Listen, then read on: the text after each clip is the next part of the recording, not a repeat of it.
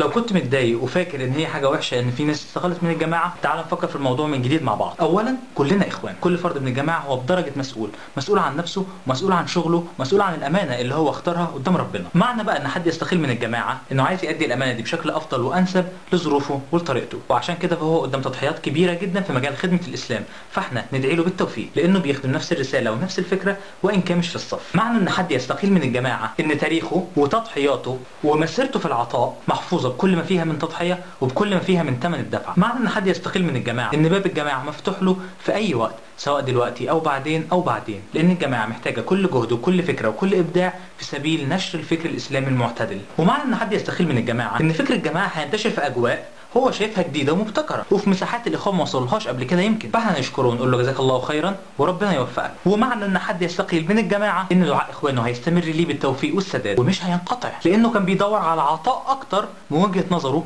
في خدمه دعوه ربنا، وده اللي كلنا عايزينه وشغالين عشانه. معنى ان حد يستقيل من الجماعه ان الجماعه بتمشي زي القطر. عمرك سمعت ان في قطر عشان واحد نزل منه وقف في المحطه دي مش هيكمل تاني؟ الجماعه مستمره وهتعدي محطتها محطه على مستوى الفكر والدعوه والمنهج، وعمرها ما هتقف باذن الله. حاجتين كمان عايز اقولهم، الجماعه دلوقتي في مرحله جديده، وانا متفائل جدا بوجود الباشمهندس خيرت الشاطر على راس مشروع تطوير الجماعه. اللي استقال ما يبخلش بافكاره لتطوير الجماعه، ولا اللي في الجماعه لمجرد ان في ناس كبيره استقالت من الجماعه يفقد الامل، يستمر في الاقتراح ويستمر في التطوير. وسواء المستقيل او اللي في الجماعه الاثنين بيخدموا دين ربنا. الحاجه الثانيه ان احنا مش عايزين ننشغل. شفت النهارده مين استقال؟ بيقولوا في ناس كتيره جدا هتقدم استقالتها اليومين الجايين دول. بصوا يا جماعه، ايا كان احنا مش هنشغل نفسنا، ربنا سبحانه وتعالى هيسال كل واحد لوحده انت عملت ايه عشان الجماعه. ما تاخدش ذنب وانت بتجرح في حد ساب الجماعه، ما تاخدش ذنب وانت بتجرح في شخص قضى في الجماعه دي وبذل عشانها اكتر منك، ما تاخدش ذنب وانت بتشكك في نيه واحد كان في الجماعه دي وبذل عشانها كتير، وربنا سبحانه وتعالى هو اعلم بالنوايا. خليك في نفسك وافتكر ان قوه الجماعه في قوه افرادها، وكل فرد في الجماعه هو الجماعه. يعني انت لوحدك جماعه الاخوان،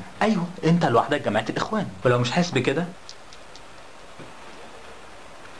كلم مسؤولك. الإمام البنا رحمة الله عليه بيقول: وما الجماعات في الحقيقة إلا أفراد، وما الأفراد إلا حقائق الجماعة ولبنات بنائها. لو كان عندك صورة سلبية عن أي حد قدم استقالته من جماعة الإخوان، رجع الفيديو ده من الأول واسمع من جديد وفكر يا باشا.